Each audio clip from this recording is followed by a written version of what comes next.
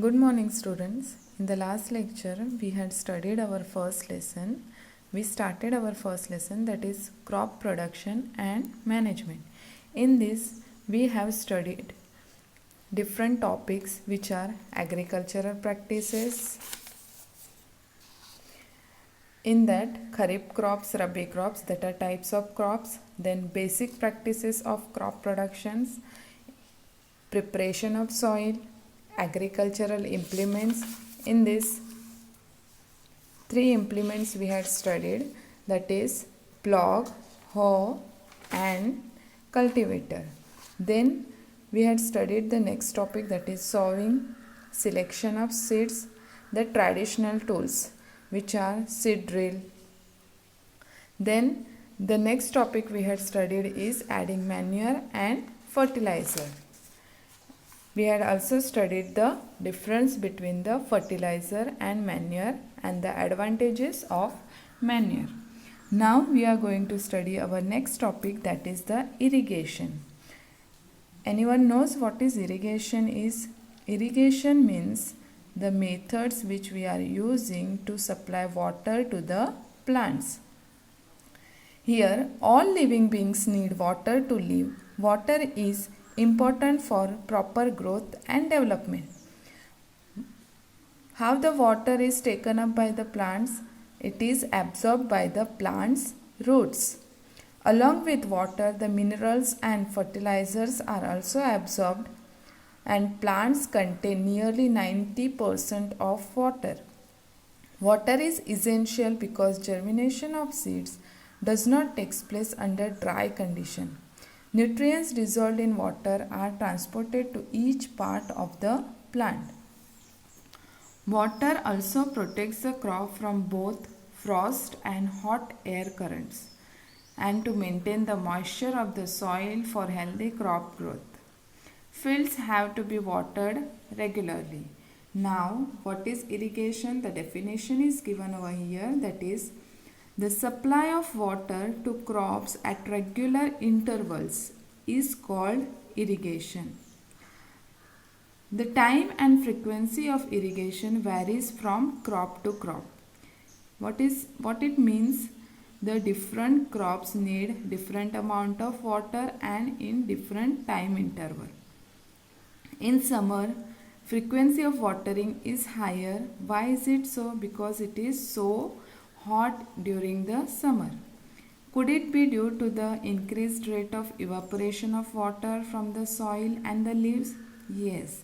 In the summer, due to the hot climate, the evaporation rate is faster, so the plant loses lot of water through the process of evaporation or transpiration.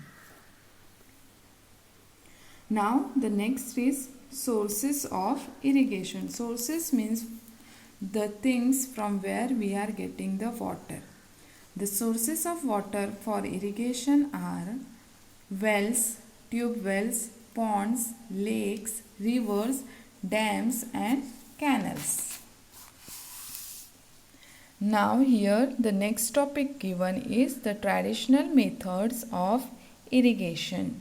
You can see so many different pictures are given, which are all the traditional methods of irrigation. Means earlier how the water were supplied to the plants. The water available in wells, lakes and canals is lifted up by different methods in different regions for taking it to the fields. Cattle or human labor is used in these methods. So these methods are cheaper but less efficient. The various traditional ways are moat, that is the pulley system, which is shown in the first picture. Next is chain pump, which is shown over here in the next picture. The third one is dekli, that is shown here with this man, and the whale is there. The last one, fourth, is rahat, that is lever system, in which the bull is used. These all are the traditional methods of irrigation. Pumps are commonly used for lifting water. Diesel, biogas, electricity and solar energy is used to run these pumps. Now the next is the modern methods of irrigation. We had seen the traditional methods, but it was so tricky, and nowadays the farmers are using modern methods of irrigation. Modern methods of irrigation help us to use water economically. The main methods used are as follows. Whatever the traditional methods were there, in that lot of water were used. But now with the modern method we can use the water economically, means how much the plants needs. First is sprinkler system. This system is more useful on uneven land where sufficient water is not available. You can see here in the picture how the sprinkler system arrangement is done. Sprinkler means the water is sprinkled on the plant. Perpendicular pipes having rotating nozzles on top are joined to the main pipeline at regular intervals. When water is allowed to flow through the main pipe under pressure with the help of a pump, it is kept from the rotating nozzles and it gets sprinkled on the top as it is raining. Sprinkle is very useful for lawns, coffee plantation and several other crops. You can see here the sprinkles are shown and it is like raining. The nozzle rotates and the water gets available to all the plants. Now the next is drip irrigation. Drip system. In the drip system you can see the arrangement that the pipes are present at the roots of all the plants, and on that pipe small holes are made, and whenever the flow of water is there through that holes, the water is available at the roots of the plants. This is used for watering fruit plants, gardens and trees. Water is not wasted at all, as all the water is available at the root of the plant. It is boon in regions where availability of water is poor.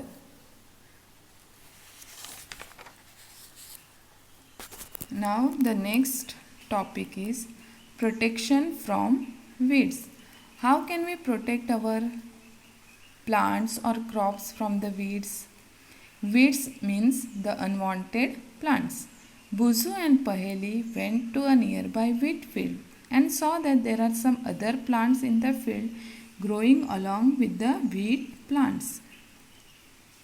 Have these other plants been planted purposely? The Buzu was thinking. Okay, now we will see what are the weeds. In a field, many other undesirable plants may grow naturally along with the crop. These undesirable plants are called weeds. The removal of weeds is called weeding. When these unwanted plants are removed from the field, that is known as weeding.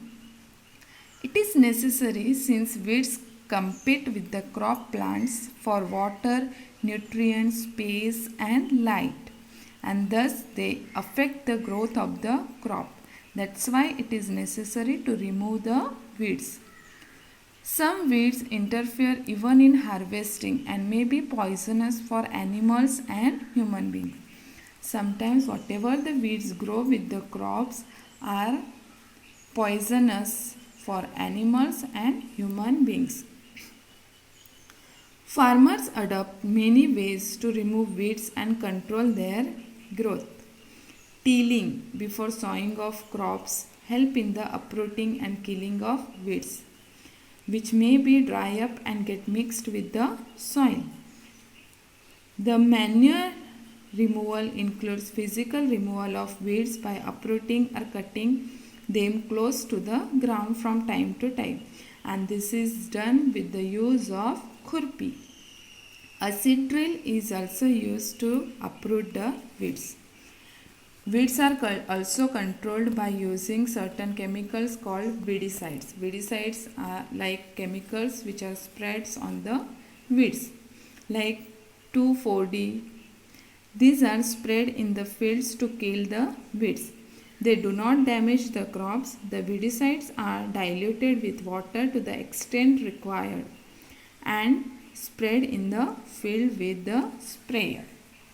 Here you can see the person is having a pump on his back and he is spraying that weedicides on the crop or the weeds. Do weedicides have any effect on the person handling the weedicide sprayer? As already mentioned, the weedicides are sprayed during the vegetative growth of weeds before flowering and seed formation. Spraying of weedicides may affect the health of farmers, so they should use these chemicals very carefully.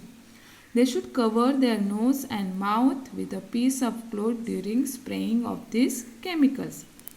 Now the next is harvesting. Harvesting means cutting of crop after it's mature. Harvesting crops are pulled out or cut close to the ground.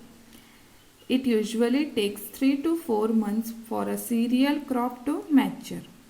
Harvesting in our country is either done manually or by sickle or by the machine called harvester.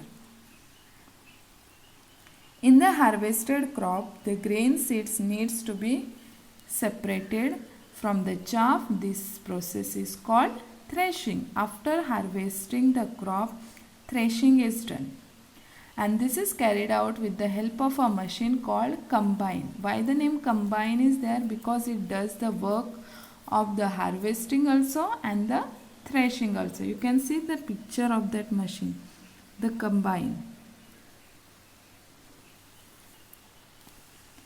Okay, now after harvesting, sometimes stubs are left in the field which are burned by the farmers. She knows that the burning causes pollution. It may also catch fire and damage the crops lying in the fields.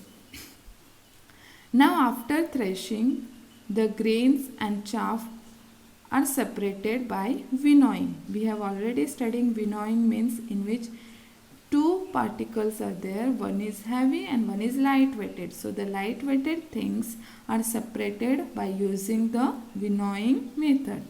You can see the winnowing machine. Now after doing winnowing, the next step is storage, where the grains are stored. Storage of produce is an important task. Harvested grains are to be kept for longer time. So they should be safe from moisture, insect, rats and microorganisms. If freshly harvested grains or seeds are stored without drying, they may get spoiled. The fungus may catch that grains or attacked by the organisms, making them unfit for the use for the germination. Hence, before storing them, the grains are properly dried in the sun to reduce the moisture. It prevents the attack by insect, pests, bacteria and fungi.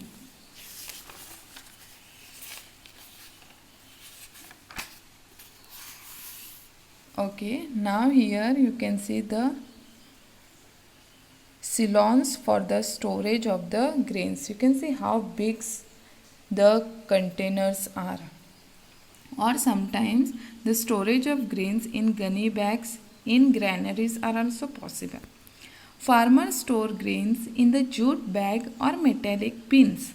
However, large scale storage of grains is done in these silos and not granaries to protect them from pests like rats and insects. We are storing in this way. Dried neem leaves are used for storing food grains at home. For storing large quantities of grains in big godowns, specific chemical treatments are required to protect them from the pests and microorganisms. Now here you can see the food items and from where we are getting, that is the sources of that food items. Like milk, we are getting milk from cow, buffalo, sheep, goat, she-camel. Okay. After completing this table, you must have seen like plants, animals also provide us different kinds of food. Many people living in the coastal areas consume flesh as a major part of their diet. In the previous classes, we have learned about the food that we obtain from plants. We have just seen that the process of crop production involves a number of steps like selection of seeds, sowing, etc. Similarly, animals reared at home or in farms have to be provided with proper food, shelter, and care. And when this is done on a large scale, it is called animal husbandry. Now, the Paheli is wondering that fish is good for health. We get cod liver oil from fish, which is rich in vitamin D. Okay, students. Now, here some keywords are given and what we have learned in the lesson is given. So, learn this carefully and we have ended our lesson. Okay, now today who will tell me what we have studied? We have studied the topic irrigation. In that irrigation, we have also studied what is irrigation, the sources of irrigation, the modern and the ancient methods of irrigation. In the ancient method of irrigation, we had studied 4 types that are moat, chain pump, Dekli and Rahat. And in the modern irrigation, we have studied the sprinkler system and drip system. The next we had studied the protection from weeds. In that, what are weeds? What is weedicides? The next we had studied harvesting. What is the meaning of harvesting? How the harvesting is being done? What is threshing? What is winnowing? And after doing all this process, how the storage is being done, if it is in the large quantity or if it is in the lesser quantity. If the large quantity grains are present, it is stored as silos, and if the less quantity is present, it is stored in the jute bags or metallic bins. And the last topic we had studied the food from animals. We are getting different food from animals, and the domesticating animals is known as animal husbandry. Here we end our lesson. Thank you.